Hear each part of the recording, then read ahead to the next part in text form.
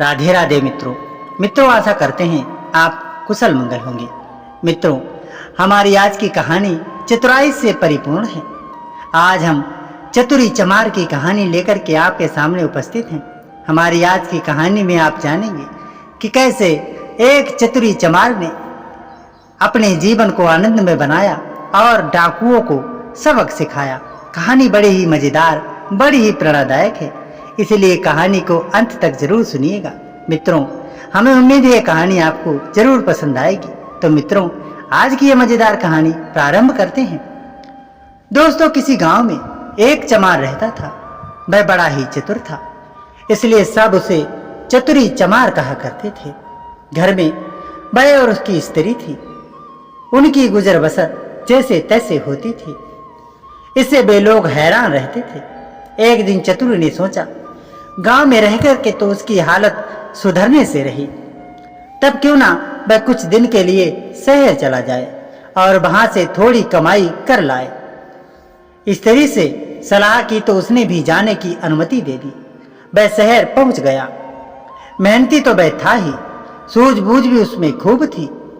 कुछ ही दिनों में उसने 100 रुपए कमा लिए। उसके बाद वह गांव को रवाना हो गया। रास्ते में घना जंगल पड़ता था। जंगल में डाकू रहते थे। चतुर ने मन ही मन कहा कि वह रुपए ले जाएगा तो डाकू छीन लेंगे। उसने एक उपाय खोजा।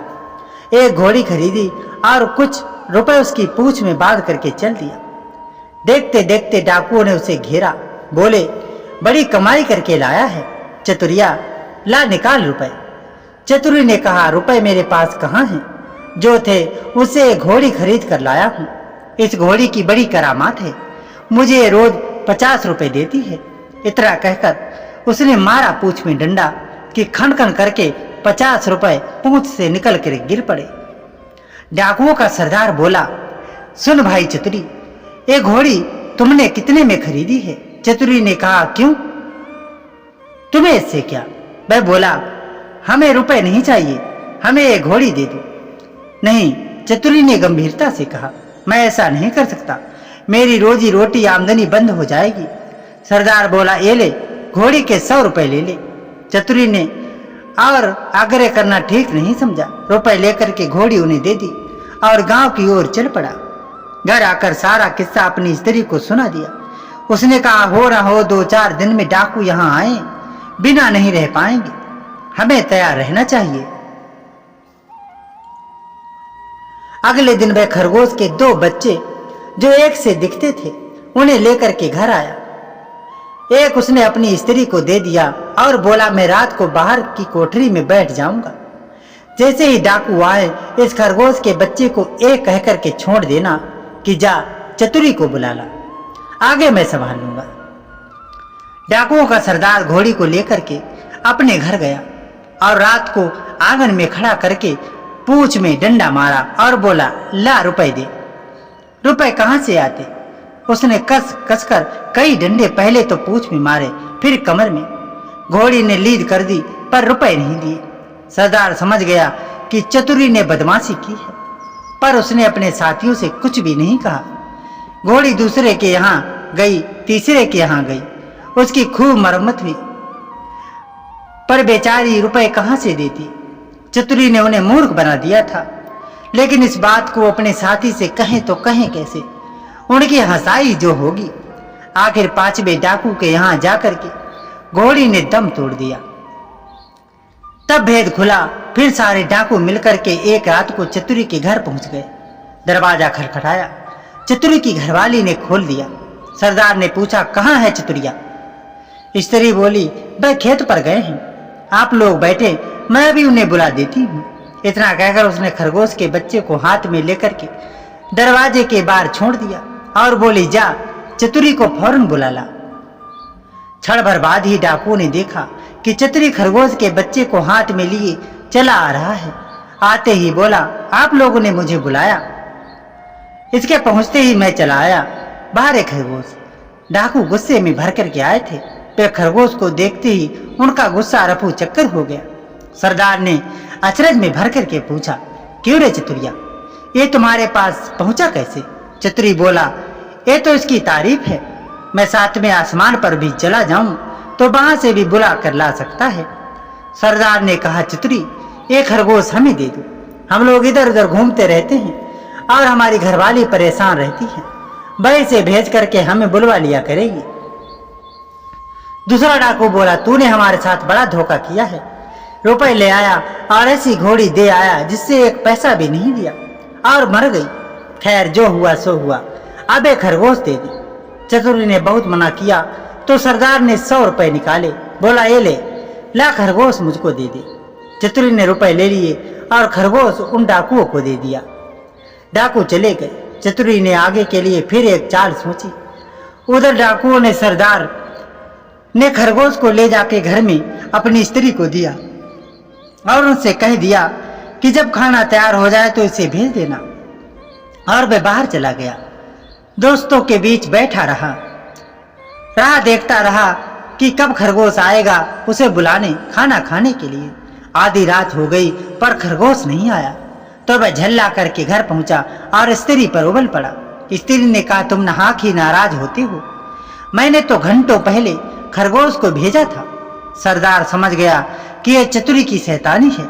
वे लोग तीसरे दिन रात को फिर चतुरी के घर पहुंच गए। उन्होंने देखते ही चतुरी ने अपनी स्त्री से कहा, इनके रुपए ला करके दे। स्त्री बोली, मैं नहीं देती, नहीं देती। चतुरी गरजा और उसने कुल्हाड़ी उठा करके अपनी स्त्री पर वार किया। स्त्री लहूलुहान होकर के धरती पर गिर पड़ी और आंखें मूंद गई। डाकू दंग रह गए। उन्होंने कहा, अरे चतुरी, तूने ये क्या कर डाला? चतुरी बोला, तुम लोग चिंता मत करो, ये तो हम लोगों की रोज की बात है, मैं इसे अभी जिंदा किए देता हूँ। इतना कहकर वह अंदर गया और वहां से एक सारंगी उठा लाया। जैसे उसे बजाया कि स्त्री उठ खड़ी हुई। चतुरी ने उसे पहले से ही सिखा रखा था कि खून दिखाने का वैसा रंग तैयार कर लिया था। नाटक को असली समझकर डाकुओं का सरदार चकित रह गया। उसने कहा, चतुरी भैया, ये सारंगी तू हमें दे दे। चतुरी ने बहुत आनाकानी की तो सरदार ने और 100 रुपए निकाल कर उसे दे दिए और सारंगी लेकर के वे चले गए। घर पहुंचते ही सरदार ने स्त्री को फटकारा और स्त्री कुछ तेज हो गई तो उसने आव देखा न था कुल्हाड़ी लेकर के गर्दन अलग कर दी। फिर सारंगी लेकर के बैठ गया। बजाते बजाते सारंगी के तार टूट गए, लेकिन स्त्री ने आंखें नहीं खोली।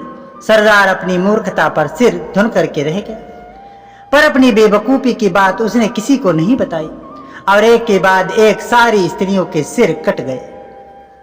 भेद खुला था, डाकुओं का पारा आसमान पर चढ़ गया था। उनकी सारे डाकुओं की स्त्रियां मर चुकी थीं।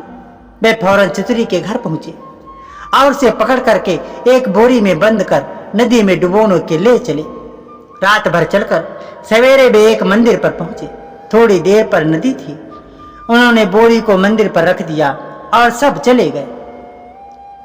उनके जाते ही चतुरी चिल्लाया, मुझे नहीं करनी, मुझे नहीं करनी। संयोग से उसी समय एक ग्वाला गाय भैंस लेकर के आया। उसने आवाज सुनी तो बोरी के पास गया, बोला, क्या बात है? चतुरी ने कहा, क्या बताऊं, राजा के लोग मेरे पीछे पड़े हैं कि राजकुमारी से विवाह कर लूं, लेकिन मैं कैसे करूं? लड़की कानी है, ये लोग मुझे पकड़कर ब्याह करने ले जा रहे हैं। ग्वाला बोला, भैया ब्याह नहीं होता, मैं इसके लिए तैयार हूं। इतना कहकर के ग्वाले ने झटपट बोरी को खोल करके चतुरी को बाहर निकाल दिया और स्वयं बोरी में बंद हो गया। चतुरी उसकी गाय भैंस लेकर के 9-2-11 हो गया। थोड़ी देर में डाकू आए और बोरी ले जाकर के उन्होंने नदी में पटक दी। उन्हें संतोष हो गया कि चतुरी से उनका पीछा छूट गया, लेकिन लौटे तो रास्ते में देखते हैं कि चतुरी सामने है। उन्हें अपनी आंखों पर विश्वास नहीं हुआ। पास आकर के चतुरी से पूछा, क्या वे, तू यहाँ कैसे आया? आप लोगों ने मुझे नदी में उथले पानी में डाला, इसलिए गाय भैंसे ही मेरे हाथ पड़ी। अगर गहरे पानी में डाला होता तो हीरे जवाहरात मिलते। हीरे जवाहरात का नाम सुनकर के सरदार के मुंह में पानी भराया। बोला, भैया चतुरी, तू हमें ले चल और हीरे जवाहरात दिलवा दे। चतुरी को तो ये चाहता ही था। मैं उन्हें लेकर के नदी पर गया। बोला, देखो, जितनी देर तक पानी में रहोगे उतना ही लाभ होगा। तुम सब एक एक करके भारी पत्थर गले में बांध लो।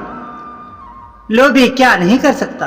उन्होंने अपने गले में पत्थर बांध लिए और एक कतार में खड़े हो गए। चतुरी ने एक एक करके सबको धक्का नदी में दे दिया और नदी में गिरा दिया। सारे डाकुओं से हमेशा के लिए छुटकारा पाकर के चतुरी चमार गाय भैंस लेकर के खुशी खुशी घर लौट आया और अपनी स्त्री के साथ आनंद से रहने लगा। दोस्तों, ये कहानी आपको कैसी लगी कमेंट में जरूर बताइएगा। हम आशा करते हैं कि ये चतुराई से भरी चतुरी चमार की कहानी आपको जरूर पसंद आई होगी। तो मित्रों, इसी तरह की मनोरंजक, मजेदार, प्रेरणादायक कहानियां सुनने के लिए हमारे चैनल एम के प्रेरणा को सब्सक्राइब जरूर कर लें, ताकि आने वाली वीडियो की नोटिफिकेशन आपको सबसे पहले मिलती रहे। वीडियो पसंद आई हो तो वीडियो को एक लाइक और अपने दोस्तों के साथ शेयर जरूर करें। तो मिलते हैं आगे शानदार वीडियो में। तब तक के लिए आप सभी का धन्यवाद। राधे राधे।